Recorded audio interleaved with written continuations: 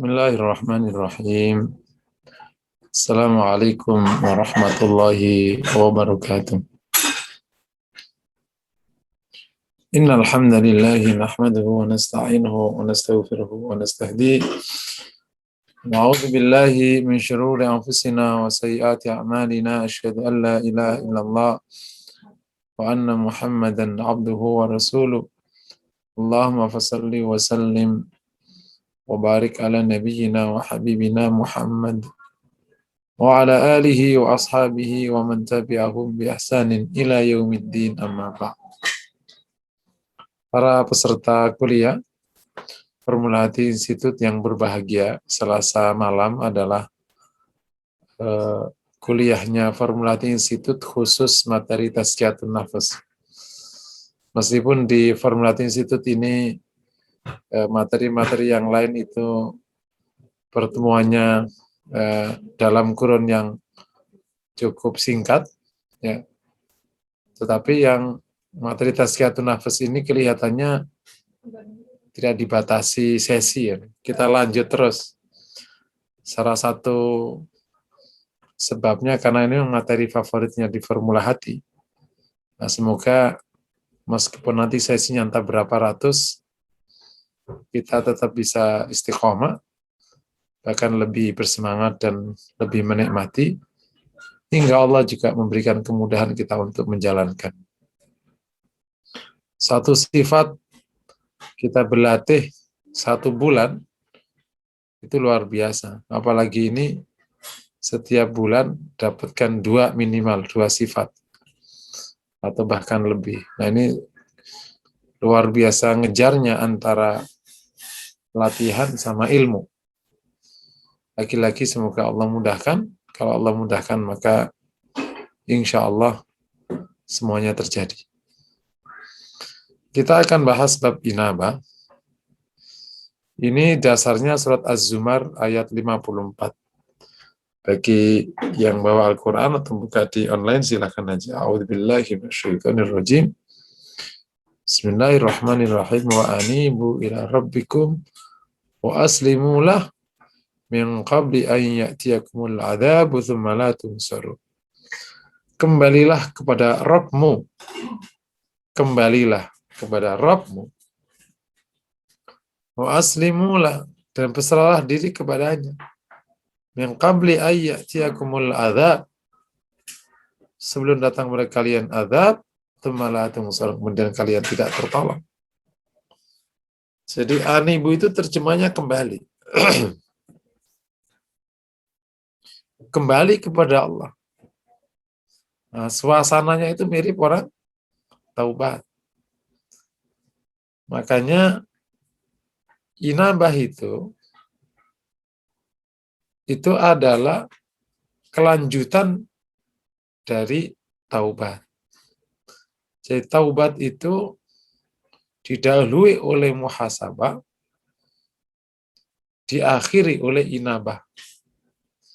Pintu gerbang besarnya namanya taubat. Jadi kalau ada pintu gerbang utama, itu namanya taubat. Sebelum pintu gerbang itu, ada pintu kecil namanya muhasabah. Nah, setelah pintu gerbang besar itu, ada namanya inabah. Yang merupakan bukti taubat.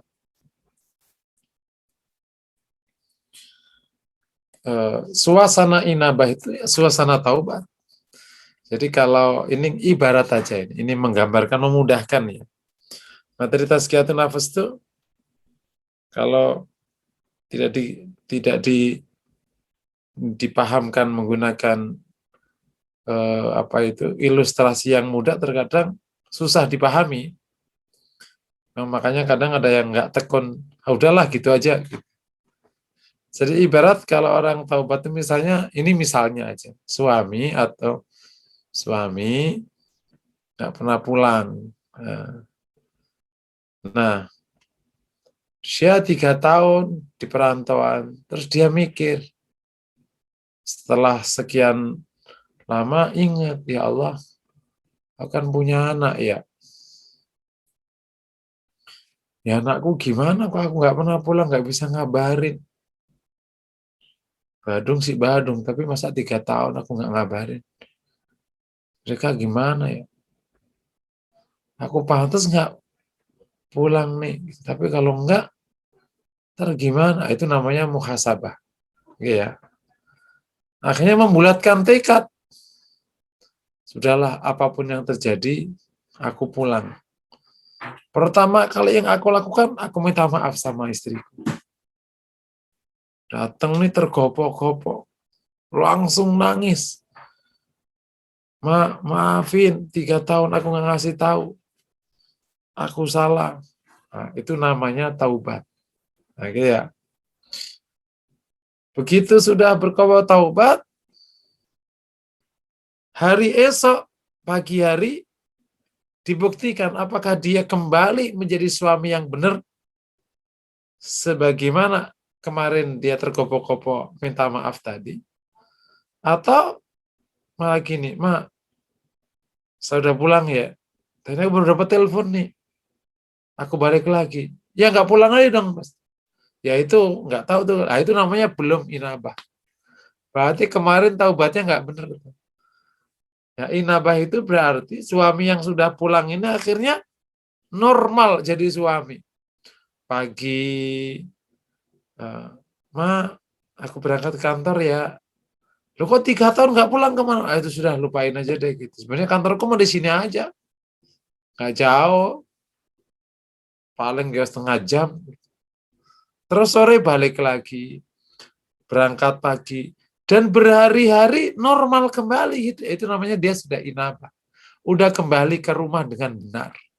Paham ya? Jadi kalau saya suka nyebut taubat tanpa inabah, itu ya kurang. Karena di dalam taubat itu ada persyaratan atau rukun kan, tidak mengulangi di waktu yang akan datang. Nah, tidak mengulangi itu maknanya adalah melaksanakan tindakan baiknya setelah itu. Itulah namanya inabah. Seorang suami yang benar-benar kembali ke rumahnya normal. Nah, kalau kita ilustrasikan dalam konteks seorang hamba Allah. Hamba Allah itu pantasnya berada di tempat-tempat di kondisi yang Allah izinkan. Itu namanya adalah area kebaikan. Kan? Ada seorang hamba keluar dari area kebaikan, masuk ke area kemaksiatan. Berbulan-bulan, bertahun-tahun. Nah, pas di sana, ya Allah, gitu. Masa hidup 40 tahun begini mulu nih, gitu. Kayak nggak tahu Tuhan aja. Nah, itu namanya muhasabah. Nah, kalau aku mati gimana nih ntar? Bakal habisnya. Itu namanya Akhirnya dia menghadap, ya Allah, ampunilah kami. Telah banyak kenikmatan-Mu yang Kau berikan kepada kami. Nah, ya masih ingat ya. Abu'u laka binikmatika alayya wa abu bidhambi faghfirli. Itu namanya taubat. Nah, begitu dia sudah taubat, dia langsung dia balik ke area aslinya. Inilah tempatnya hamba Allah yang baik itu, di area kebaikan. Kerjanya yang baik, temannya yang baik, lingkungannya yang baik, hari-hari yang jadi tidak pernah lagi ke sana lagi karena bukan tempatnya. Itu bukan rumahnya muslim, itu rumahnya orang fasik. Makanya kalau nanti kita belajar cabang iman ada namanya iktikaf. Itu unik. Imam Baihaqi meletakkan iktikaf di cabang iman tanggal 23 atau berapa. Padahal iktikaf itu secara hukum itu kan sunnah. Tapi ini kenapa kok jadi cabang iman? Ini bab area bermain. Kalau ke area bermainmu tempat maksiat, ya janji ujung berung. Kalau bukan karena kamu wali kira-kira. Ya berarti kamu nggak cukup muda jadi orang baik. Wong areamu di area maksiat. Temanmu ahlul maksiat. Istrimu ahlu maksiat. Mertuamu ahlu maksiat. Bisnismu maksiat. Terus mau jadi baik dari mana judulnya? Nah, inabah itu area hidupnya baik. Kerjaannya baik, temannya baik. tempat ininya baik, tempat kerjanya baik. Itulah inabah. Kembali kepada Allah Subhanahu wa Ta'ala. Sehingga suami ini tenang di rumah. Iya ya Maya, tenang ternyata daripada aku nggak jelas di luar sana. Nah, itu namanya inabah. Seorang hamba yang telah menemukan Robnya, ya taubat kepada Tuhannya, nangis-nangis kepada Robnya, itu namanya taubat. Dia akhirnya berada dekat dengan Robnya, selalu memenuhi panggilan Tuhannya, taat pada Tuhannya. Itu namanya inabah. Jadi nanti orang inabah ini bukan sekedar dia berbuat baik, tapi memang dia sudah areanya area baik, nggak kemana-mana sudah. Suami yang baik kan bukan berarti suami yang hanya nyari nafkah, tapi suami yang perangainya baik, ya nyari nafkah, ya bantu istrinya, ya nemenin anak-anaknya. Itulah suami baik. Gitu. Ya hamba yang baik itu, ya sholat, ya baik sama tetangganya, ya kerja. Itulah hamba Allah yang baik itu. Itu yang ia jalankan ketika dia sudah kembali kepada Allah SWT. Bisa dipahami ya insya Allah. So, kalau ada yang mau tanya silahkan.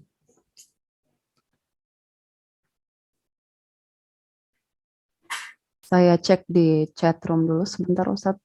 Betul. Oh belum ada yang raise hand. Sebentar saya lihat ada 3 layar. Gallery view 1. Sepertinya belum ada yang raise hand ya. Ada yang mau bertanya? Pak, suara Pak Husairi bukan? Salah ya? Intinya bisa dipahami ya makna inabah itu ya. Oh, itu ada Bu siapa? Bu Yuli. Ibu Yuli monggo silakan. Assalamualaikum Ustadz. Salam. Jadi bedanya apa ya sama istighfar ya Ustadz? Inabah, taubat, istighfar gitu Ustadz? Gimana Ustadz? Kalau istighfar itu kan minta ampun kepada Allah. Itu salah satu bagian dari taubat. Taubat itu kan ada minta ampunnya, tapi ada pengakuan salahnya. Jadi taubat itu lebih luas daripada istighfar. Orang taubat pasti istighfar. Dan orang istighfar belum tentu taubat.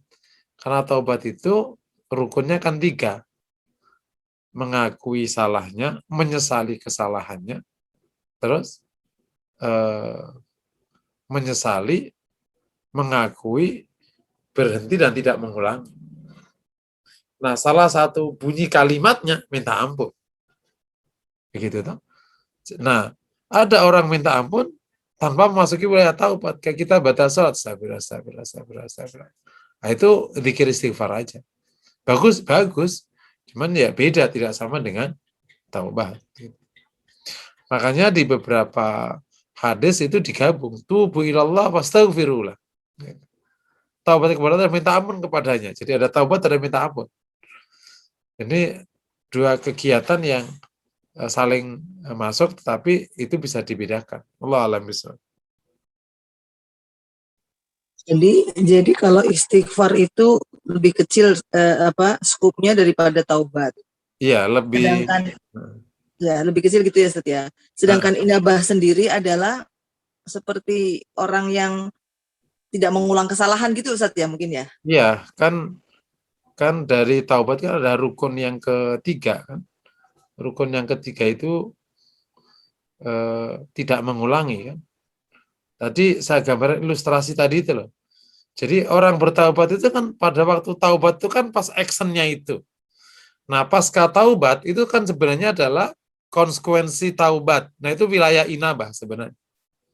Kata tadi saya bilang, di hari pertamanya dia di rumah, hari keduanya, itulah proses inabah dia.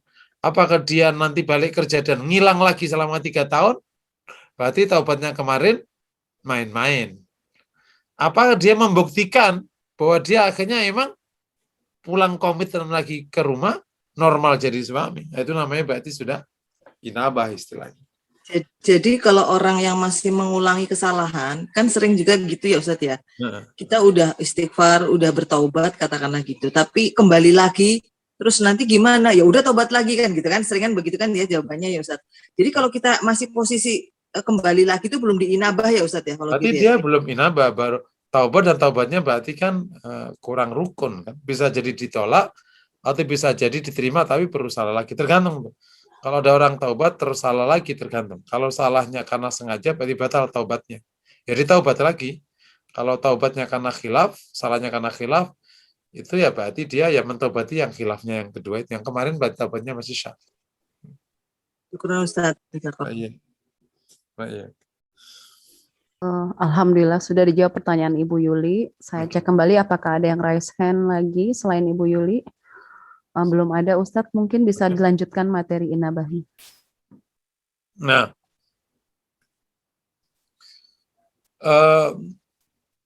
tadi itu gambaran tentang arti inabah ya. Jadi aneh kalau kita buat definisi yang ilmiah itu, inabah adalah ar-ruju ilallah bikulli syu'unihi fil haya. Kembali kepada Allah dalam setiap urusannya dalam hidupnya. Penegasan wa anibu ilallah wa anibu ilallah wa aslimula itu satu paket. Jadi kan berserah diri kepada Allah, kembali dan berserah diri kepada Allah. Kembali dan berserah diri kepada Allah. Totalitas. Nah, inabah ini ada 3. Inabah fi uluhiyatillah, inabah kepada uluhiyah Allah. Maknanya fi rububiyah dulu. Inabah ilallah fi rububiyati. Kembali kepada Allah dalam hal rububiyah Allah. Kan ada 3 tauhid kan ya. Dalam mentauhidkan Allah kan ada. Yang pertama tauhid kepada Allah dalam hal rububiyahnya. Yakni bahwa Allah itu kan kuasa atas segala sesuatunya. Allah adalah Rabbul Alamin. Yang menciptakan alam semesta, yang mengurus alam semesta, yang mengetahui kebutuhannya, yang memenuhi kebutuhannya, dan seterusnya. Mengatur, menetapkan. Itu namanya rububiyah. Kembali kepada Allah dalam rububiyahnya, namanya adalah seorang hamba. Kembali kepada Allah dalam hal hidupnya, itu semuanya dikembalikan kepada Allah. Nah nanti yang mirip-mirip nanti dengan tawakal. Memang di dalam sifat atau makom itu kan memang saling masuk. Makanya yang pokok itu menjadi itunya. Kalau taubat itu kan yang pokok. Ada 2, muhasabah sama inabah gitu. Dia saling mendukung kan. Makom atau sifat. Tetapi secara prinsip dia hal berbeda. Cuman bisa diwakili oleh kata taubat. Karena kan dia sebenarnya mengandung rukun taubat kan. Itu salah satu kenapa para ulama menempatkan inabah misalnya tidak menjadi sifat wajib, tapi sifat kesempurnaan. Tapi ya tadi seperti gimana saya ceritakan, ini menyempurnakan taubatnya. Kalau tanpa inabah ya taubatnya bisa tidak sempurna, bahkan bisa batal karena udzubillah. Dalam prakteknya seorang hamba yang inabah kepada Allah, jadi akhirnya apa-apa itu sudahlah. Kita serahkan pada Allah. Itu bahasa tawakalnya. Tapi yaudah kita kembalikan kepada Allah. Bahwa seorang hamba dalam hidup ini, karena dia memang sudah kembali kepada Allah, ya udah apa-apa dikembalikan kepada Allah. Jadi bahasa yang sudah ada di masyarakat sebenarnya bahasa inabah. Udah kembalikan saja kepada Allah. Kalau diserahkan kepada Allah itu namanya tawakal. Kalau dikembalikan kepada Allah itu namanya inabah sebenarnya. Mirip, tapi 2 hal berbeda sebenarnya. Dikembalikan kepada Allah, diserahkan kepada Allah. Dampak dari inabah kepada Allah fi rububiyatihi adalah ridha atas keputusan Allah. Dan ini membuat kita nyaman. Itu memang meskipun mirip tapi beda. diserahkan kepada Allah. Ya udah, kita kembalikan kepada Allah sajalah. Dipulangkan kepada Allah. Nah, membuat seorang hamba tidak keberatan di dalam menanggung hidupnya karena dikembalikan kepada penciptanya. Saat ia aslinya orang beriman, yang dia beriman kepada Allah dan beriman akan rububiyah Allah dan beriman akan qada qadar Allah. Ada waktu di mana hamba ini nggak begitu keluar, ya, ngerasa dia yang menentukan, dia yang menyebabkan. Begitu akhirnya gagal, dia murung tak terkira, merasa tidak berarti dan akhirnya mau bunuh diri. Dia ingat, aku punya Allah yang sesungguhnya menetapkan segala hidupku. Aku kembali kepadanya, aku kembalikan urusanku kepadanya. Itu namanya inabah ilallahi fi rububiyyah. Bisa dipahami ya? Gampang ngomongnya ya. Prakteknya nih. Termasuk situasi yang sekarang kita hadapi. Satu sisi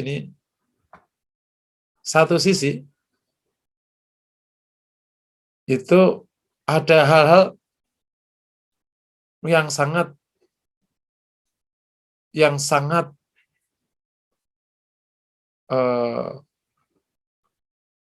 tidak mulia. Di samping ada musibah yang luar biasa. Ada musibah COVID dan seterusnya, keadaan yang luar biasa beratnya. Itu satu sisi. Maka memerlukan sebuah proses amar ma'ruf nahi mungkar, dakwah, perbaikan, dan seterusnya. Tapi satu sisi, ya kita kembalikan kepada penciptanya. Gitu. Itu membuat kita antara panas dan dingin, akhirnya tengah. Kembalikan kepada penciptanya. Yang menciptakan segalanya ini Allah. Ini membuat kita dengan izin Allah menjadi lebih baik. Ada ungkapan, ada menarik ini, ada salah satu mungkin viral atau belum ya. Ini ada salah satu kiai di Jawa Tengah atau di mana itu? Jawa Timur ya. Dia disamperin sama Satgas kan. Udah ada dialog panjang yang ngomong gini, manut aja sama kiai-kiai. Ini COVID ini kayak asu. Loh, maksudnya gimana aja asu itu? Anjing ya? Dipikir dianjing-anjingin. Maksudnya gimana ya? Kalau kamu dikejar anjing, ini benar-benar. Kamu semakin lari kenceng, maka anjing semakin kencang mengejar. Caranya gimana? Kau duduk, kau panggil pemilik anjing. Le, asumu iki lo ngejar aku. Langsung, balik dia. Nah, corona ini ada yang punya. Panggillah yang punya. Jangan kamu lari dari corona. Semakin dikejar corona kamu ini. Caranya kau panggil yang punya corona. Ya Allah, nih corona. Mengejar saya terus ya Allah. Pulangkanlah corona. Pulang dia, aman kamu. Maksudnya ini hanya ilustrasi kecil cara berpikir tentang sesuatu. Inabah ini menyempurnakan dari semua konsep, ada tawakal. Udah, dipulangkan saja kepada Allah Subhanahu. Ada kondisi ya, ada istri tidak ideal, suami tidak ideal, anak naudzubillah dan seterusnya. Kerjaan tidak bagus, ini enggak bagus. Satu sisi kita perlu perbaikan. Tapi satu sisi kembalikan kepada penciptanya. Penciptanya akan ngurus dia sudah. Nah, ini namanya inabah ilallah fi rububiyyah. Kalau kita kaitkan dengan bab bertaubat, terkadang orang taubat, orang dosa itu karena dia lupa bahwa yang kuasa atas segala sesuatu itu Allah. Dalam rangka mencapai target tertentu rela maksiat. Dalam rangka, terkadang gitu. Dalam rangka mencapai posisi tertentu rela menggadaikan agamanya. Dan seterusnya. Kembalikan kepada Allah. Rizkimu nggak akan ketukar. Posisimu nggak akan ketukar. Jadi insya Allah kita berkurang sekali provokasi untuk bermaksiat. Naudzubillahi. Ya, itu yang pertama.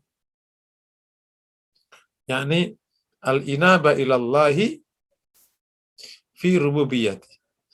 Yang kedua, al-inaba ilallah fi uluhiyatihi. Kembali kepada Allah dalam uluhiyahnya. Maknanya apa itu uluhiyah? Tauhid uluhiyah maknanya adalah tauhid al-ibadah. Bisa jadi selama ini itu salah satu bentuk kemaksiatannya, dia berpaling dari Allah. Sehingga berani melanggar Allah. Berani maksiat kepada Allah. Termasuk bahkan bisa sampai menyekutukan Allah. Naudzubillah. Padahal ia adalah al-ahadus samad alladzi lam yalid wa lam yulad. Maka akhirnya ia kembali kepada Allah. Dan akhirnya hanya Allah lah Rabbnya. Hanya kepada Allah dia menyembah. Hanya kepada Allah dia taat.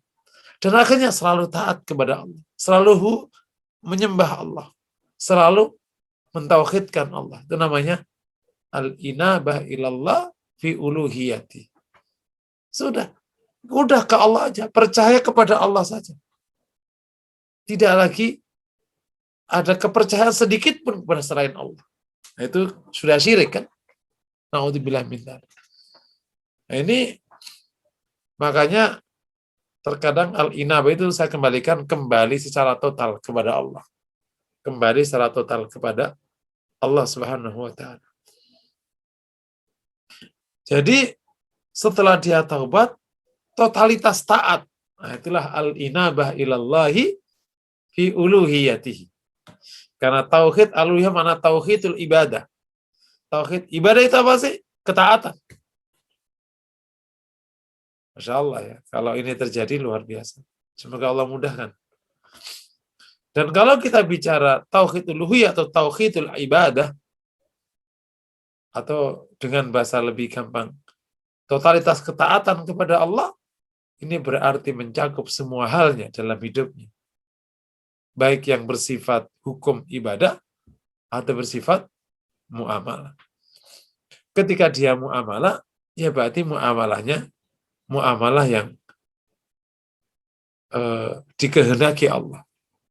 Ketika dia ibadah, ya ibadah yang dikehendaki Allah. Jadi ketaatannya total.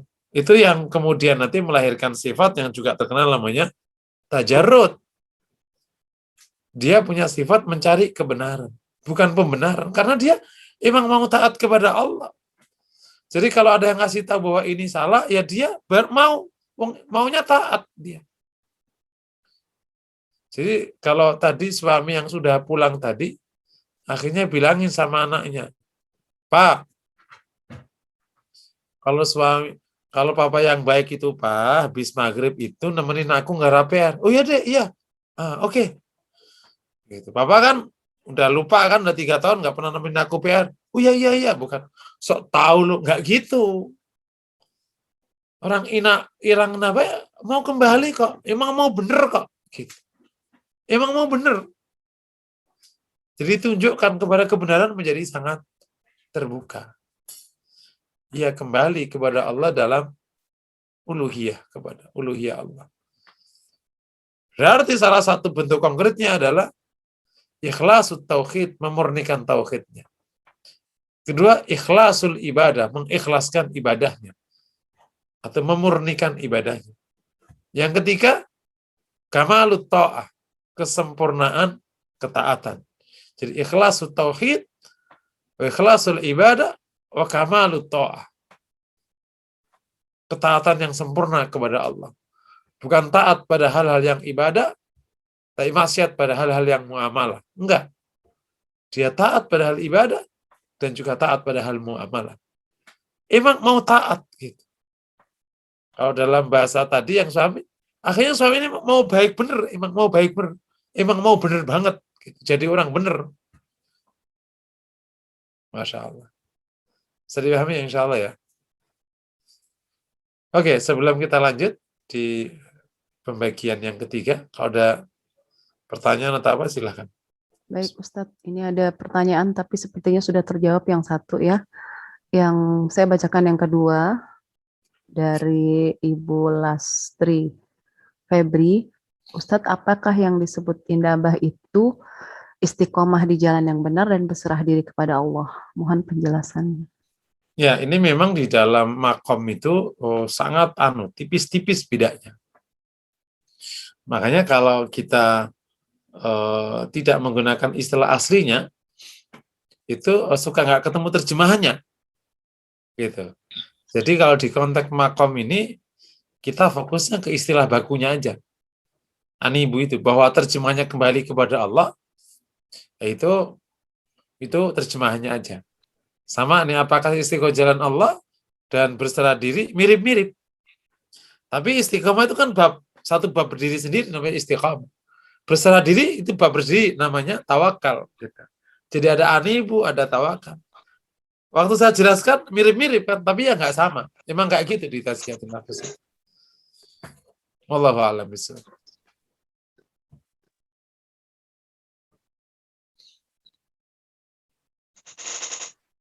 Pertanyaan itu ada yang dari Bu Dwi, Mbak. Bu Dwi itu tadi pertanyaannya bedanya inabah dengan taubatan nasuha, Ustadz. Apakah tadi sudah terjawab ya dari penjelasan Ustadz? Ya, mungkin ditambah penjelasan. Ya, dia Boleh Ustadz. Ya mirip tapi tentu tidak sama. Mirip karena kan ini bab kelanjutan dari taubat nasuha itu. Kan tak tahu, kalau taubatan nasuha berarti kan dia nggak balik lagi kan. Kalau istilah suami tadi, ya nggak balik lagi, ya dia di sini terus, di rumah terus. Nah, begitu dia taubatan nasuha, ya otomatis dia akan inabah. Bisa dipahami ya. Tapi kalau dia nggak bisa inabah, berarti taubatannya jangan-jangan tidak nasuha. Tapi pada waktu orang taubatan nasuha itu kan hari-harinya sudah nggak area taubat, sudah area inabah kan. Taubat kan pada waktu dia taubat itulah area taubat dia. Nah, area setelahnya namanya area inabah sebenarnya. Bukan lagi area taubat lagi. Cuman itu adalah area dampak dari taubatnya. Allah a'lam bishawab. Baik Ustadz, jazakallah khair. Kalau saya izin bertanya, apakah itu bisa menjadi sebuah circle yang akan berulang? Misalnya dia akan kembali taubat lagi, nanti inabah lagi, kembali lagi. Apakah ada seperti itu Ustadz? Iya, itu berarti ya proses taubat yang belum sempurna, sehingga akhirnya ibarat tadi, ingat ya ilustrasi tadi itu agak memudahkan. Ibarat suami 3 pulang, terus balik, baru setengah bulan kambuh lagi, ngilang lagi. Kan ada kayak gitu tuh. Nah, Iya. kemudian 6 bulan balik lagi, tapi terima lagi sama istrinya karena saking cintanya istrinya. Akhirnya 3 bulan lagi, kambuh lagi, kabur lagi, hilang lagi. Begitulah hari-hari sampai akhirnya bener nggak pulang-pulang kalau udah pensiun. Udah tua, mau ngapain lagi? Udahlah, jadi yang bener aja dah, gitu. Misalnya gitu. Mungkin aja. Ya. Baik. Nah, proses ini kalau dalam konteks ini ya harus dijalani. Terus gimana? Ya yang kemarin-kemarin semoga Allah maafkan aja. Ya kita terus saja taubat. Usah tahu kalau taubat kok jadi kadang nggak bisa komitmen. Ya udah diperbaiki aja lagi. Gitu. Tapi nggak sekalian aja Ustaz. Ya nggak sekarang aja. Bukan ntar sekali aja deh. Terakhir biar yang mungkin aku nggak mungkin balik-balik. Jadi sekarang aja. Gitu. Nggak usah balik. Gitu. Bahwa nanti faktanya balik lagi, ya nanti ditaubat lagi. Itu lebih bagus daripada nunggu nanti nggak balik-balik lagi. Ya kalau nyampe umurnya, kalau enggak.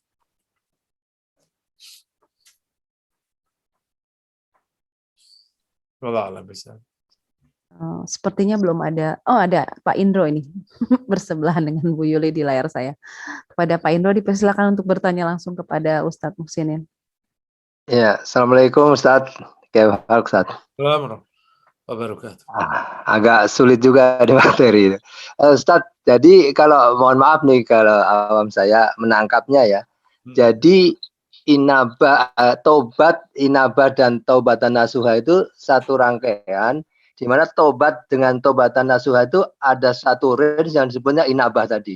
Itu bisa 0, bisa juga panjang gitu. Kira-kira proses apa betul begitu Ustaz? Saya ingin Gimana? Nol atau panjang? Gimana? Ya, antara ada tobat dan tobatan nasuha tadi. Bisa orang tobat, bisa ulang. Kalau tobatan nasuha udah berhenti Ustaz ya. Nah, inabah itu kan proses kembalinya kita kepada Allah ini. Dan antara tobat itu menjadi tobatan nasuha itu kan ada prosesnya. Ada yang seketika langsung jadi tobatan nasuha, ada yang perlu nanti seperti satu proses yang kayak kita nyetir kapal itu kan arahnya balik lagi sampai pada yang lurus gitu ya Ustaz.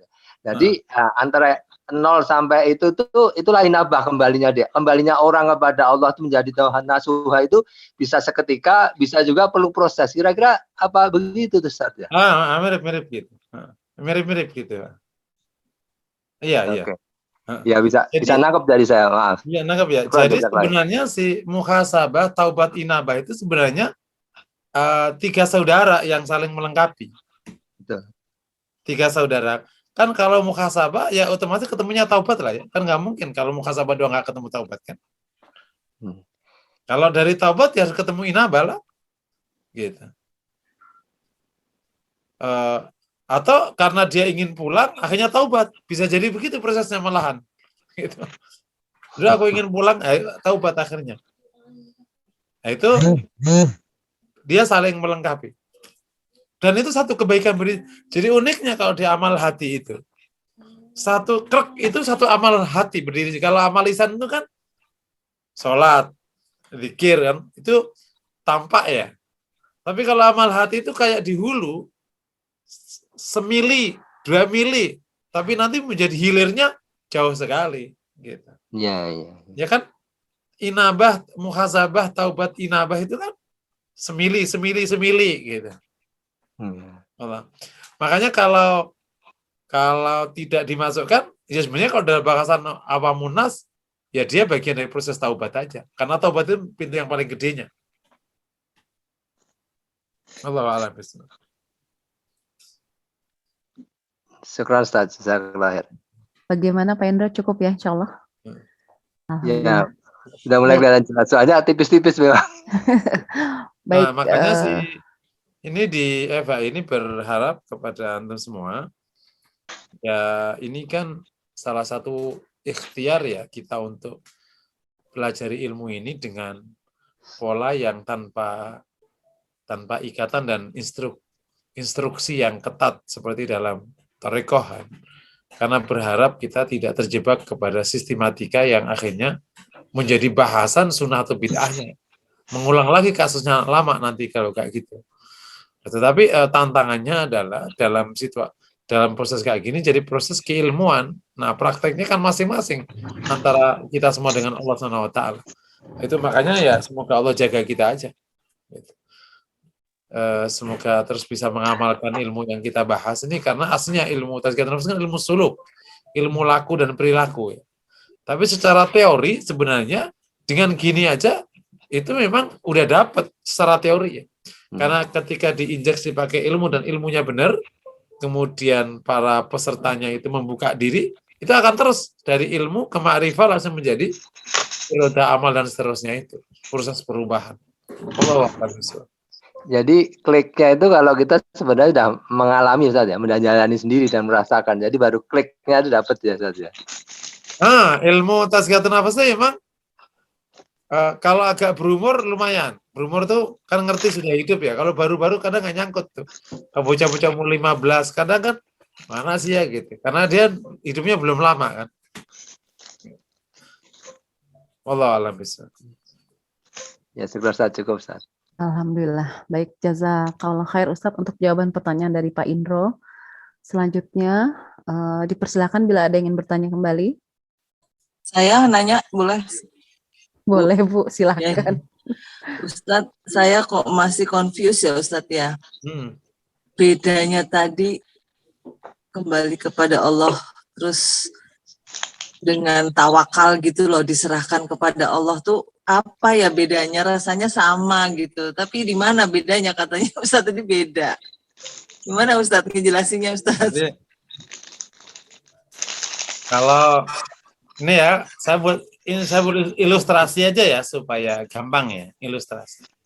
Tadi suami yang yang ngomong-ngomong sebelum dia pulang itu namanya muhasabah, betul ya?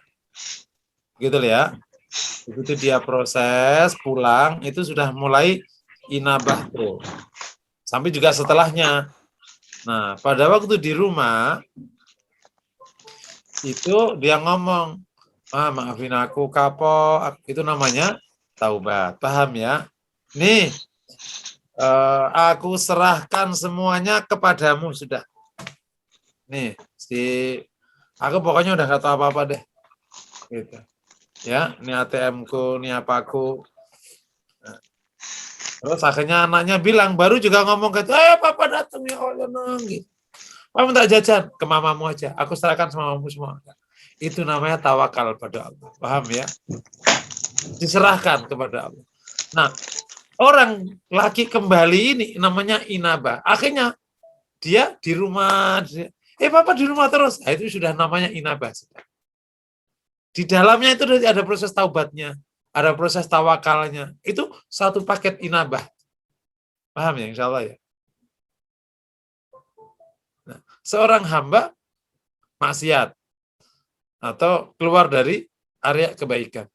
Akhirnya mudiroso, ngersulo, bukan ngersulo ya, muhasabah. Akhirnya datang, kan mendatangi Allah kan aku ya. Nah, itu namanya proses inabah. Akhirnya taubat, minta ampun, istighfar. Akhirnya duduk termenung di situ terus. Akhirnya terus nggak kemana-mana. Udah aku melayani masjid. Udahlah, aku bisnisku yang ini aja. Udah nggak mau yang sana-sana. Itu sudah proses inabah. Kena masalah. Ya Allah, aku serahkan kepadamu. Bisnis yang kemarin mau diambil sama orang, udahlah nanti kalau ke sana aku nanti marah lagi, mereka tak bunuh lagi nanti malahan. Udahlah. Nah, itu namanya tawakal. Beda ya, insya Allah ya. Allah alam bisa. Semoga Allah mudahkan. Bagaimana Ibu Yuli? Setengah bingung Ustadz. Kita emang saya rasa begini ya. Emang ini kan ilmu hati, emang harusnya dirasakan ya Ustadz ya. Ini kan bentuk perasaan tadi dijawantahkan dalam bentuk kata-kata Ustadz ya. Iya. Kayak kalau kita baca Al-Hikam itu kan, Masya Allah ini maksudnya apa, kan nggak ngerti. Kita merasakan itu gitu, ini barang apa gitu loh Ustadz. Ini mungkin orang baca Al-Hikam itu kalau rasanya nggak lembut, terus pengalaman hidupnya nggak banyak, nggak paham-paham. Iya, itu ngomong apa gitu loh Ustadz. Ngomong apa gitu. Nah, barangkali ini juga sama karena saya belum dong gitu, jadi ini apa gitu. Udah biasa lama-lama juga paham. Ya, mudah-mudahan insya Allah Ustadz. Ya udah nggak usah diperpanjang, silahkan Ustadz terus. Baca Al-Hikam harus ada pendampingnya ya Ustadz Muslimin kalau tidak salah. Apa itu ya. Mungkin kalau inabah ini dipahami kalau yang sudah mengalami mungkin ya seperti yang tadi Ustadz ceritakan, insya Allah lebih menyambung. Makanya tadi saya tanya. Kalau dia tadi yang katakan kalau contoh konkretnya tadi misalnya naudzubillah ya, preman pol, bukan lagi preman jalanan, preman negara, kayak gitu. Akhirnya nggak tahu kepentok, terus kata ya Allah, ya masa gini mulu sih hidup. Nah, itu muhasabah sudah. Itu namanya sudah muhasabah. Umurku udah 55, kalau mati kayak apa ntar gua? Gitu. Akhirnya udahlah, bismillah, dia mandi, dia pesen tiket, mau kemana be? Umroh. Masya Allah. Itu berarti sudah proses inabah itu dia. Keren tuh, premannya punya tiket. Ada yang punya pesawat. Contohnya luar biasa. Langsung umrah. Di sana menghadap Allah. Nah, itu sudah proses taubat kan. Tapi perjalanan dia sudah inabah. Sampai kemudian diduduk di situ. Sepulang dari umrah, udah langsung jadi orang benar. Itu dia sudah inabah itu. Makanya sebagian mufassir mengatakan wa anibu ila man arruju ilallahi bitta'ati wat taubah. Kembali kepada Allah dengan taat dan taubat. Jadi luas itunya areanya itu. Wallahu a'lam. Jadi Ustaz. taatnya itu satu kebaikan, kembalinya satu kebaikan, Masya Allah. taubatnya satu kebaikan. Itu kebaikan banyak sekali. Memang di area ilmu hati kan sedikit, namanya juga hulu kan. Ya. Masya Allah. Ditambah hati juga hidup ya Ustadz, berubah-ubah. Insya Allah. Baik, sepertinya belum ada yang bertanya Ustadz, mungkin Oke. bisa dilanjutkan materinya. Semoga tidak bingung ya, kalau ya pokoknya didengerin aja dulu. Iya, siap Ustadz. Tapi prakteknya kalau mau gampangnya, prakteknya dalam inabah itu pokoknya jadi orang bener aja dah, gitu istilahnya kayak gitu. Antum mau ngomong istilah apa, mau istiqomah kayak apa saja, tapi itu di proses ilmu hatinya sebenarnya itu beda prosesnya. Karena kayak gini, orang itu kalau nggak belajar teknik ya, kayak saya awam gitu. Pokoknya taunya kan mobil bunyi. Ya. Tapi kenapa mobil bunyi? Itu kan panjang ceritanya. Itu berarti ada si starter, ini nanti ada masuk ini, mau air gitu. Terus ini, terus ini 100 komponen mirip gitu. Kalau bagi orang awam, gimana Pak? Ya mobilnya beres. Kata beres itu di dalam orang yang tidak awam itu 100 proses. Paham ya? Sama dengan kalau kita tazkiyatun nafs. Ini kita masuki orang ahli. Jadi orang bener, itu bahasa di lapangan. Dah jangan bener aja dah. Tapi juga bener itu. Mulai kembali, mulai muhasabah, mulai taubat, macam-macam. Nah, kayak gitulah kira-kira. Dan itu ada tempatnya masing-masing, ada nilainya. Yang bisa ngebedah, yang ahli tadi. Pak, ini kurang ininya, Pak. Loh, bukankah dari starter tuh langsung ke bensin?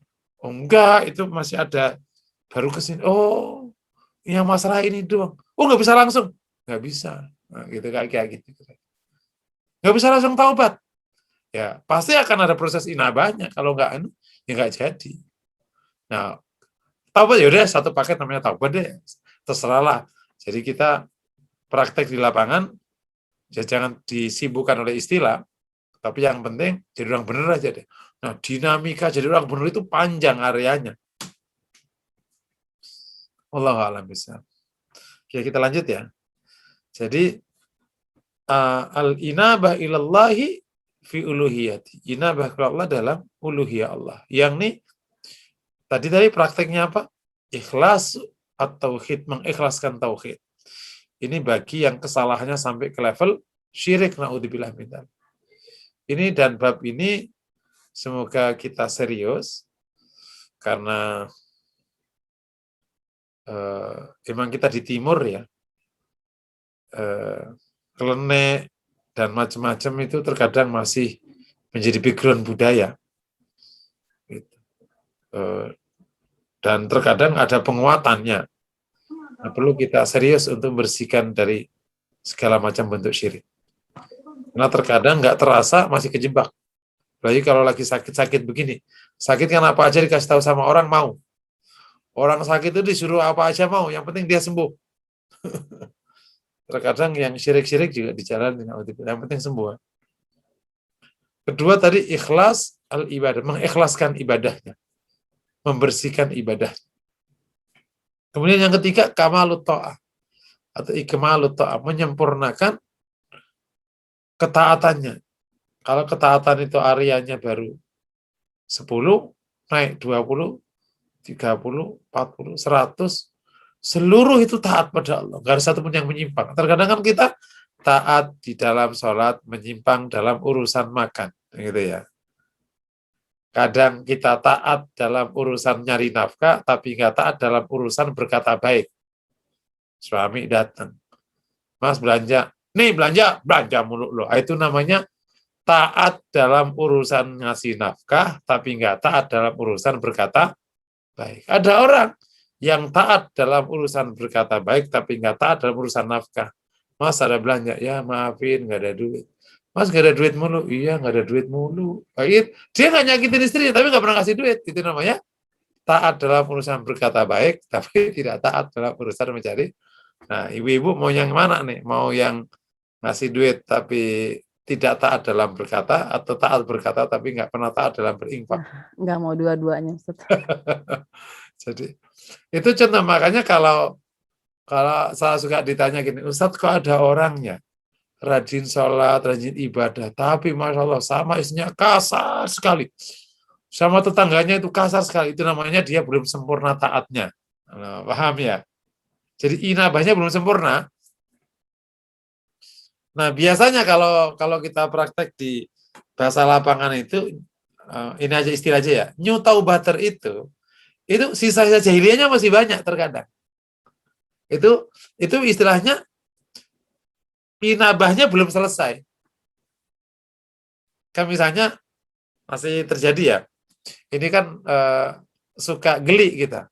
Ada ibu-ibu sudah cukup lah, udah rajin ngaji, gitu. Terus ngomong gini, Ustadz, boleh nggak aku karaokean? Gitu. Itu aku jawabnya itu pusing tuh. Kalau nanti jawab nggak boleh, Ustadz kalau ngaji mulu aku pusing, gitu. Biar ingatlah masa muda, kita sama teman-teman, gitu. Kan ngajinya juga, kan kita nggak ngapa-ngapain Ustadz, namanya udah tua. Ini kan geli anunya, jawabnya gitu. Bukan gini. Nah, udah bau tanah kan geli. Itu namanya dia sebenarnya belum selesai gitu. Jahiliyahnya itu masih terngiang-ngiang gitu. Terus ada, kalau itu masih mending ya, itu masih debatable lah istilahnya. Cuman masalah kepantasan ya. Kalau masalah hukum kan masih debatable ya. Kecuali wanita tadi nyanyi depan laki-laki ya jelasnya nggak boleh kan. Terus ada orang yang taubat, begitu ketemu reunian, cipika-cipiki, gitu siapa sebenarnya, Bang, lu masih ganteng amat, cek. Nah itu namanya belum selesai taatnya, paham ya? Jadi semakin paham ya inabah ya, itu namanya ketaatannya belum sempurna. Jadi taubat, tapi belum selesai itu, jahiliyahnya masih banyak. Gitu. Nah bisa aja dia taubatnya kan umum ya, taubat tidak sholat, terus taubat sholat. Yang lain-lain belum ditaubati. Atau taubat umum aja tapi nggak detail. Nah, sehingga ketaatannya belum mencakupi semua halnya. Nah inabah itu akhirnya kembali kepada Allah dengan menyempurnakan ketaatan kepada Allah SWT. Dan setiap hari kita sebenarnya itu harus inabah. Karena setiap hari kan kita menyempurnakan ketaatan. Ibarat kalau suami tadi yang masih di rumah tadi, yang nggak pulang-pulang tadi, masih dapat WA itu. Dari sama Mas, nah udahlah gitu. Tapi masih, itu namanya belum selesai kesempurnaan ketaatan. Paham ya kira-kira ya? Gampang ya insya Allah ya memahami ya. Jadi kalau dalam kembali kepada Allah dalam urusan bukan urusan, kembali kepada Allah dalam uluhiyahnya, yakni mengikhlaskan tauhidnya, mengikhlaskan ibadahnya, dan menyempurnakan ketaatan. Sehingga insya Allah kita menjadi totalitas taat kepada Allah. Amin ya rabbal alamin. Yang ketiga, ini menyempurnakan kajian, dan al-inabah ilallah fi asma'i wa sifati. Kembali kepada Allah dalam asma dan sifatnya. Kan konsekuensi dari studi asma wa sifat itu kan Ar-Rahman, Ar-Rahim. Saya suka menyebutkan, kalau engkau merasa kurang kasih sayang, kembali kepada Allah, karena Allah akan menyayangimu, karena Ia Maha Rahman dan Maha Rahim. Gitu. Jadi kembali kepada Allah dengan menghadirkan asma dan sifatnya, itu syahdu sekali. Ya Allah, aku telah jauh darimu, padahal Engkau ini maha dekat. Itu kembali kepada Allah dalam asma dan sifatnya. Ya Allah, selama ini aku tidak pernah mendengarmu, padahal Engkau maha mendengar. Ya Allah, kenapa aku selama ini mencari, dan padahal Engkau ini yang memberi rizki. Gitu. Ya Allah, ya Allah, ya Allah, ya Allah. Oh itu satu persatu asma wa sifat itu dasar sekali. Betapa zalimnya aku, padahal engkau ini maha penyayang dan mengasihi pada hambanya. Dan seterusnya. Satu persatu itu. Ini di poin ketiga ini dikembalikan ke studi asma wa sifat ya, yang sudah sedikit pernah kita singgung di kajian tauhid yang Jumat pagi. Awal-awal entah kapan. Jadi kembali kepada Allah dalam asma dan sifatnya, akhirnya menghadirkan asma dan sifat saat dia kembali kepada Allah. Dan akhirnya bahkan menjalankan konsekuensi dari makna asma wa sifat. Jadi ada dua, al-inaba ilallah fi asma wa sifati, maknanya dua, yakni ikhdaru asma'ihi wa sifatihi, menghadirkan asma dan sifat Allah dalam hidupnya. Allah Maha Rahman, Allah Maha Rahim. Dan ketika orang jauh dari Allah atau keluar dari area kebaikan itu, asma wa sifat itu nggak hadir. Kalau Anda dibenci orang, kenapa nggak datang kepada Allah? Karena Allah itu akan menyayangimu. Jadi kamu nggak perlu merasa takut kehilangan kasih sayang. Seakan-akan dunia ini sudah nggak lagi memberimu tempat. Oh, saatnya seluruh dunia nggak memberimu tempat. Itu nggak penting. Karena Allah akan memberimu tempat. Kenapa? Ia Maha Rahman, Maha Rahim. Loh, yang tidak beriman, kafir, aja dikasih tempat oleh Allah di dunia. Kalau engkau kesana kemari sempit, datanglah kepada Allah. Allah itu Maha Pemberi rezeki. Itu dihadirkan asma wa sifat Allah. Masya Allah. Nanti ada Al-Quddus, As-Salam. Sekarang As-Salam yang Maha berikan keselamatan. Kalau kamu terancam ke sana kemari, terancam, kembalilah kepada Allah. Ia Maha memberi keselamatan. Allahumma antas salam. Engkau Maha As-Salam, Maha selamat. Wa minkas salam, dan darimu itu keselamatan. Wa ilaika ya'udus salam. Dan kepadamu keselamatan itu kembali. Fahayyina Rabbana bisalam. Hidupkan kami dalam keselamatan.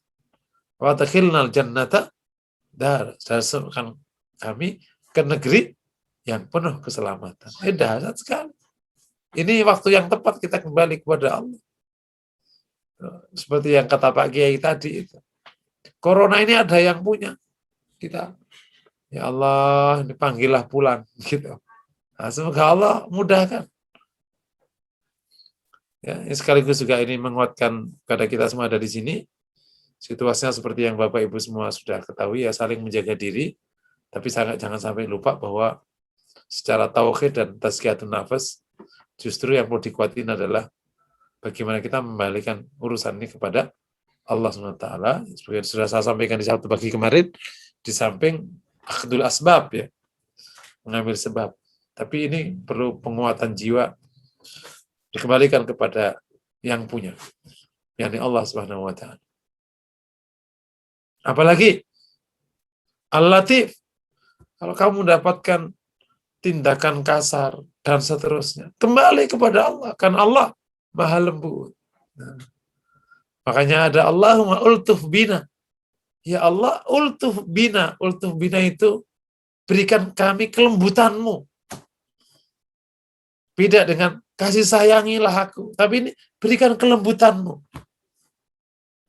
Perlakukan aku dengan lembut ya Allah. Itu ultuf bina.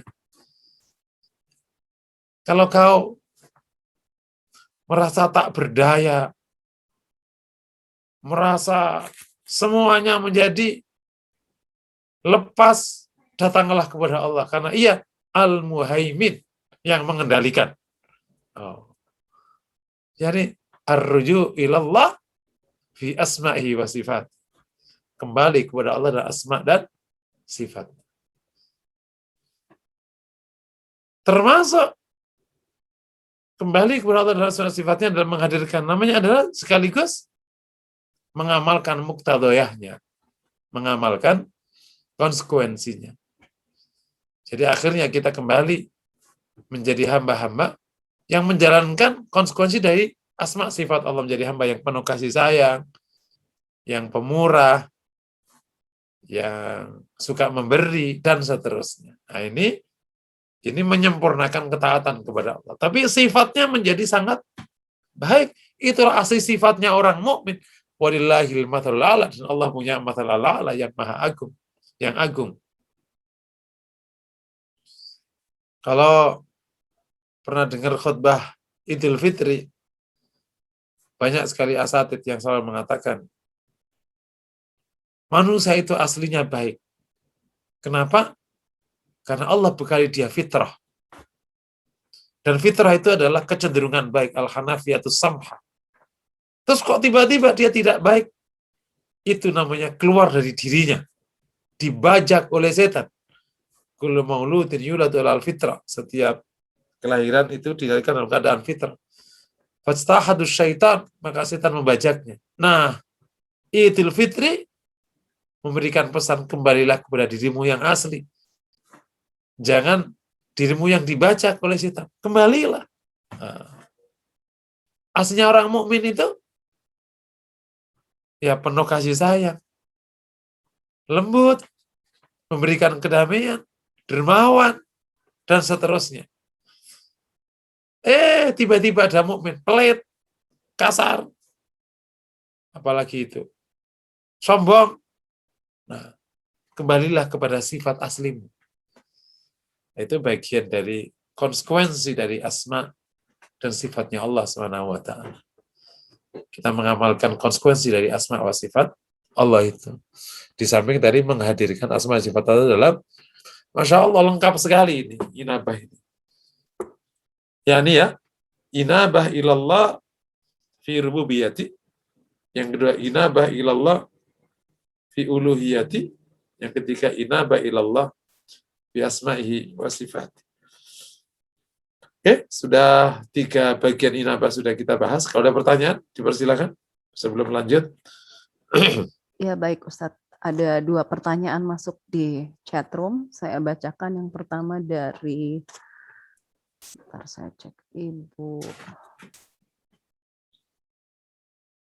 Dari Bapak Khairil. Assalamualaikum Ustadz, apakah inabah itu adalah proses perjalanan ke arah kehidupan yang diridhoi Allah yang tidak ada akhirnya karena banyak aspek kehidupan yang perlu diperbaiki? Iya, mirip ya. Apa itu? Saya bacakan Seperti kembali. itu, seperti itu, benar. Proses Seperti perjalanan ke arah kehidupan yang diridhoi Allah yang tidak ada akhirnya karena banyak aspek kehidupan yang perlu diperbaiki. Betul. Iya, seperti itu. Dan terus aja gitu. Karena kan ada satu sisi yang namanya menyempurnakan ketaatan tadi ya. Ada 3 bagian tadi. Kita itu kan dalam hidup ini terkadang taat, terus kemudian begitu kita lihat, masih ada yang belum.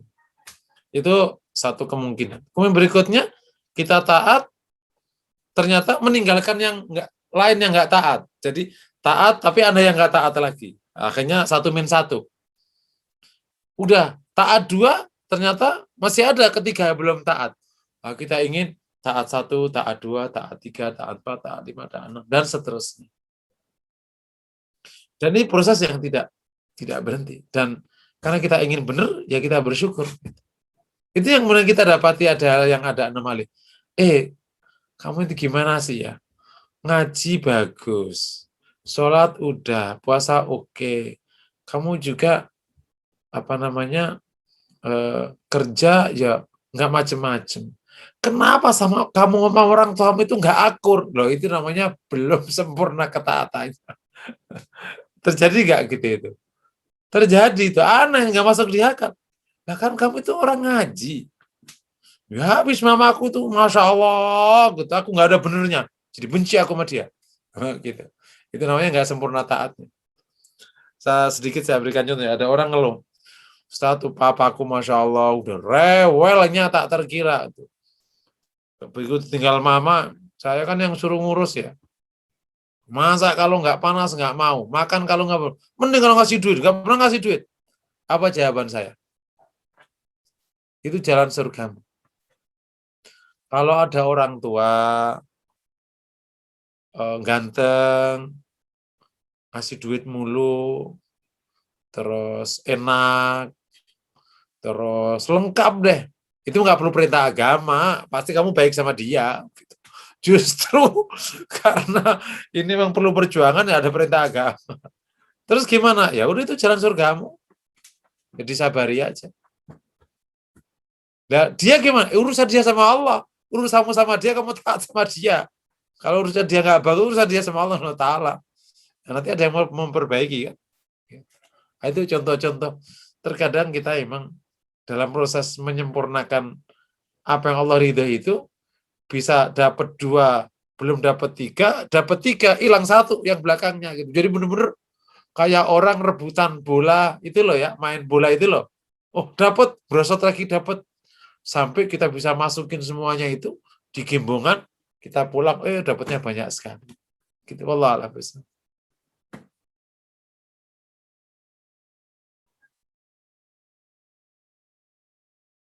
Baik, ini ada pertanyaan lagi masuk di chatroom Ustadz dari Ibu Elis Gustianti. Ada 2 pertanyaan saya bacakan. Assalamualaikum Pak Ustadz. Pertanyaan pertama, dalam menyempurnakan inabah, kekurangan atau kesalahan dalam ibadah kita apakah perlu proses tobat lagi? Kemudian pertanyaan kedua, mengingat kita manusia tidak lepas dari kesalahan dan berusaha setiap hari berbuat baik, bagaimana menjaga inabah kita? Ya, kalau sudah taubat terus ada kesalahan, ya itu diperbaiki aja. Nah, kalau ternyata kesalahan itu bagian dari hal yang mungkar, kan ada kesalahan bagian dari ketidaktahuan. Ya. Ada kesalahan karena dia proses kemungkaran yang memang disengaja. Ya, kalau yang kemungkaran ya ditaubati. Tapi kalau kesalahan karena proses tidak tahu dan sholat, udah taubat sholat, ternyata sholatnya salah, diperbaiki. Itu bagian dari kesempurnaan inabah dia kepada Allah yang bagian rentetan dengan taubat. Gitu aja ya. Jadi saya katakan tadi justru dalam inabah ini ya orang terus memperbaiki di setiap saatnya. Karena habis taubat itu kerjaannya lebih banyak. Jadi habis taubat itu kerjanya bukan berarti kalau udah taubat selesai. Justru pasca taubat itu kerjanya sabrek-abrek. Kayak orang pasca jadi muslim, mu'alaf itu. Habis itu kerjanya sabrek-abrek. Bukan berarti kalau mu'alaf selesai. Sabrek-abrek. Memperbaiki semua hal yang belum bagus itu. Itu kerjaan. Nah berikutnya, karena tadi manusia, kemudian setiap hari berbuat baik, bagaimana menjaga inabah. Nanti sekaligus ini ya akan dibahas di poin terakhir ya, gimana bisa menghadirkan inabah dan menjaga inabah. Mungkin tip praktisnya dulu. Yang pertama, taubatnya dilaksanakan setiap hari. Yang akhirnya sekarang udah kita istiqomah ya, insyaallah ta'ala, semoga kita bisa taubat setiap hari.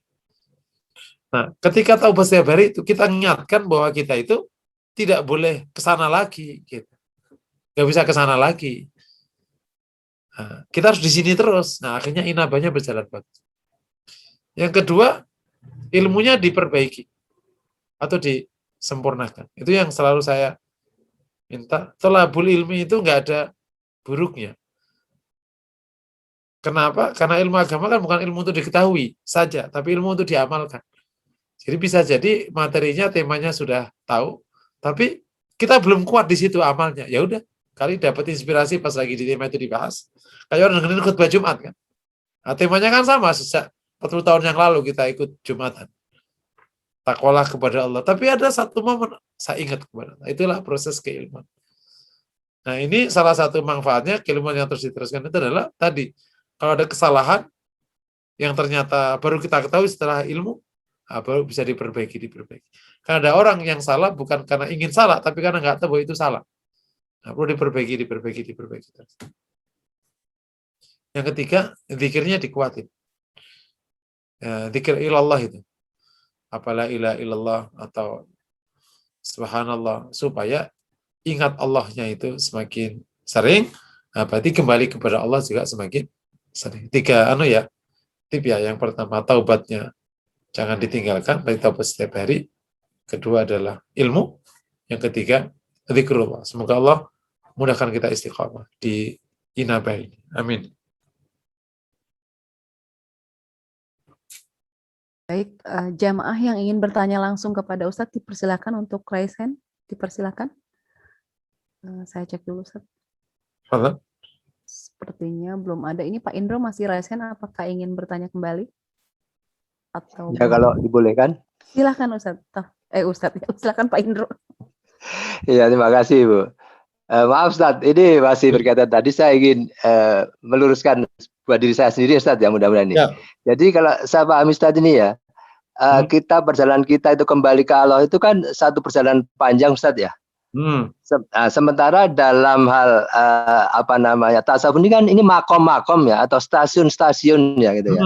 Jadi dari stasiun awal itu kesadaran, kemudian dia taubat, kemudian muhasabah, dan langsung kemudian kan berikutnya ini kan inabah.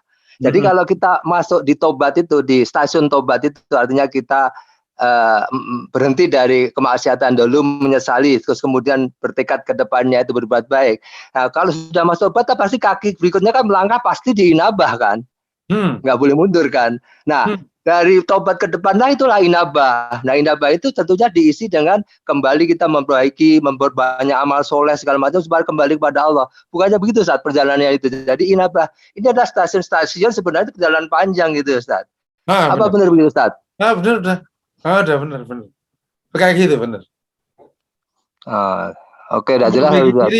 Jadi kan tadi kan masuk ke stasiun taubat. Ya terus dari situ terus memperbaiki diri, terus yang nggak pernah berhenti itu. Iya, karena otomatis stasiun berikutnya kakinya langsung melangkah ke inabah, pasti nggak mungkin kan itu Ustaz. Nggak bisa mundur. Kan? Berarti dia mundur lagi kepada ini lagi kan itu Ustaz. Kalau mundur berarti masuk taubat lagi harus kan? Iya, karena kan tadi dari kesadaran kemudian taubat, muhasabah, dan yang keempat mungkin kalau ulama mengatakan stasiunnya kan inabah gitu kan. Benar. Jadi itu stasiun yang mau nggak mau itu titik kan harus kita. Tapi sebenarnya perjalanan itu jadi kan lurus panjang ke depan ya tidak lepas. Benar, begitu. Iya, benar. Ya, terima kasih Ustaz, jelas kan. Jazakallahu khair. Masya Allah. Alhamdulillah. Lama-lama jelaskan insya Allah ya. Baik, jamaah yang lain mungkin ada yang ingin bertanya, dipersilahkan. Semuanya menyimak Ustadz. Insya Allah. Semoga ya. Bisa. Ya, saya sampaikan nanti ada beberapa makam yang memang dalam pembahasan itu mirip, apa bedanya ya yang sulit itu kadang nggak bisa menemukan terjemahan pasnya itu. Tapi kalau yang menggunakan bahasa Arabnya secara rasa dapat ketangkap sebenarnya. Tapi yang insya Allah lama-lama kan ketemu juga. Ini ada satu pertanyaan di chatroom Ustadz. Ya, Bu. Dari Bapak Maman. Assalamualaikum Ustadz. Inabah ini bisa dikatakan takwa atau tidak Ustadz? Atau hanya salah satu bagian dari takwa?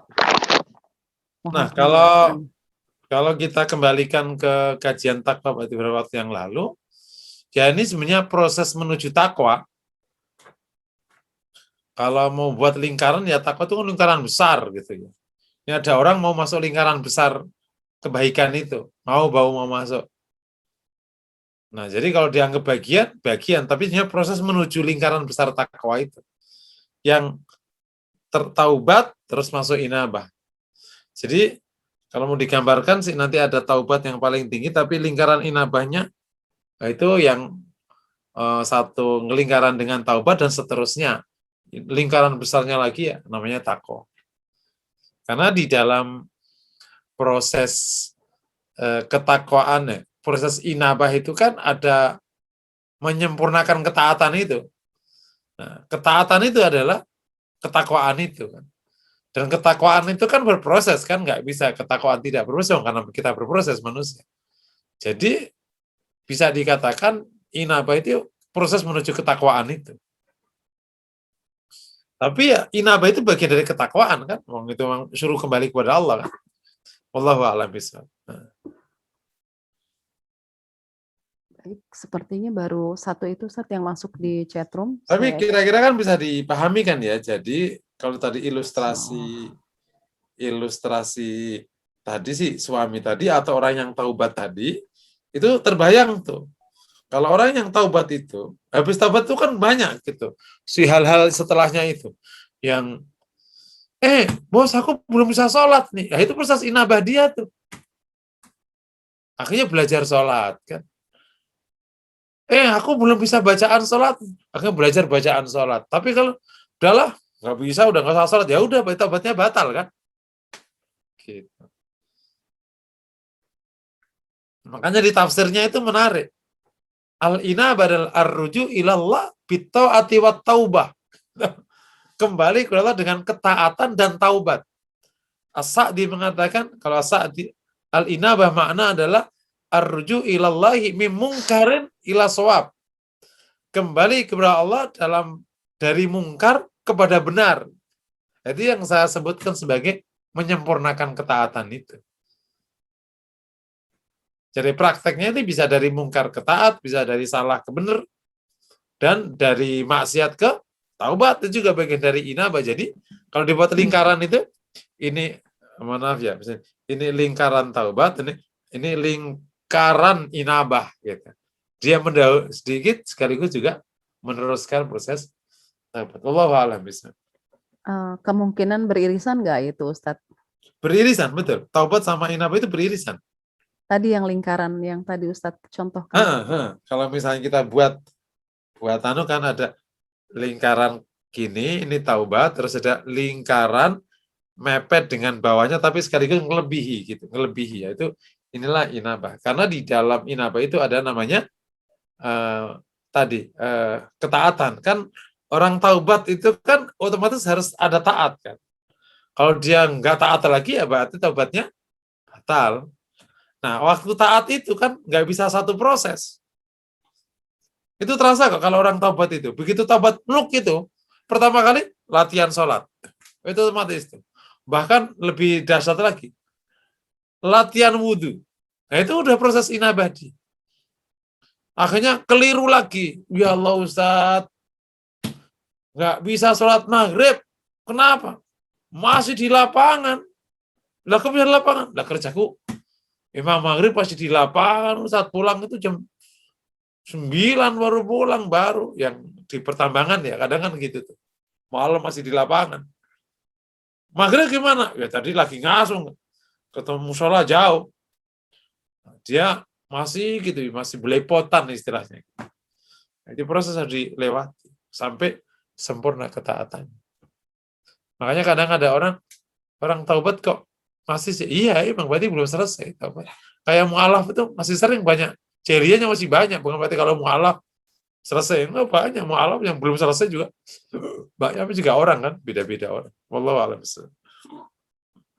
Baik, jadi seperti salah satu bait nasyid ya. Tuhan walau aku tobat, tapi walau sering ku tobat, sering mangkir maksudnya seperti itu. Kembali lagi, walau tobat sering ku mungkir ya. Sering tobat tapi sering mungkir juga Ustadz. Oh iya. Ya terus saja gitu. Terus saja. Insya Allah sampai pada saat titik di mana akhirnya kita nggak balik lagi gitu. Akhirnya udah bener gitu. Maksudnya nggak kembali kepada maksiat, udah bener-bener sudah ada di sini. Ya kalau dalam prakteknya biasanya udah sepol lah.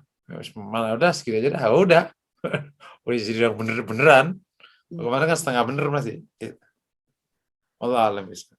Baik, alhamdulillah alamin. Ini belum ada pertanyaan lagi dan 5 menit ke depan masih ada waktu. Barangkali ada closing statement dari Ustadz sebelum kita akhiri kajian kita. Bapak Ibu yang dirahmati Allah, para peserta kuliah FAI yang berbahagia.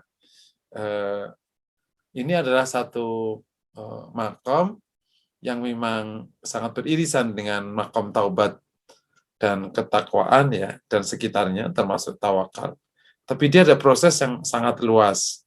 Dan bagi pelaku taubat ini dirasakan betul. Proses ini dirasakan betul bagi pelaku taubat. Ya, menyempurnakan ketaatan itu satu proses berdiri sendiri pasca taubatnya.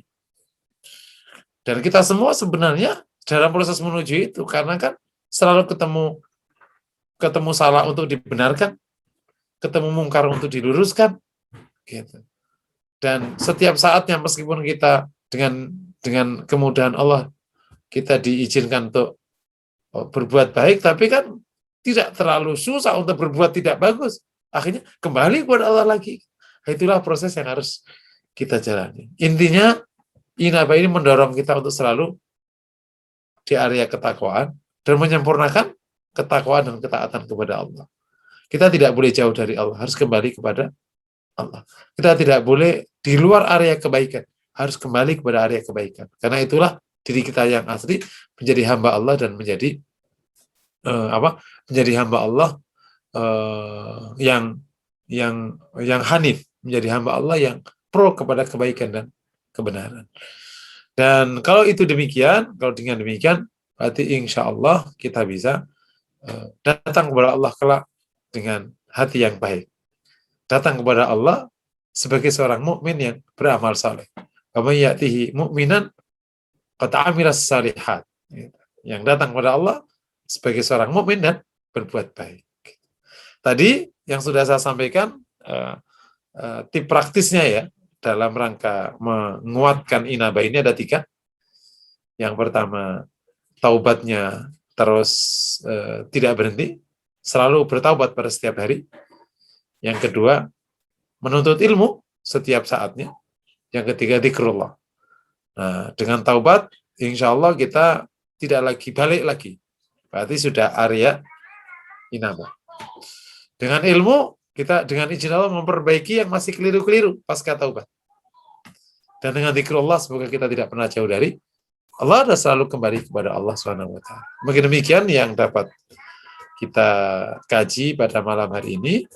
Semoga bab ini tidak membuat pusing. Kalau belum paham, ya direnung-renungkan aja. Yang penting jadi orang baik. Kita semua jadi orang baik. Kalau kita salah, mohon ampun kepada Allah. Kalau masih ada yang salah, diperbaiki. Kalau masih ada hal buruk, terus diperbaiki. Kita tidak bosan untuk memperbaiki diri sampai kita bertemu Allah SWT. Demikian yang dapat saya sampaikan. Kurang lebihnya mohon maaf. Assalamualaikum warahmatullahi wabarakatuh.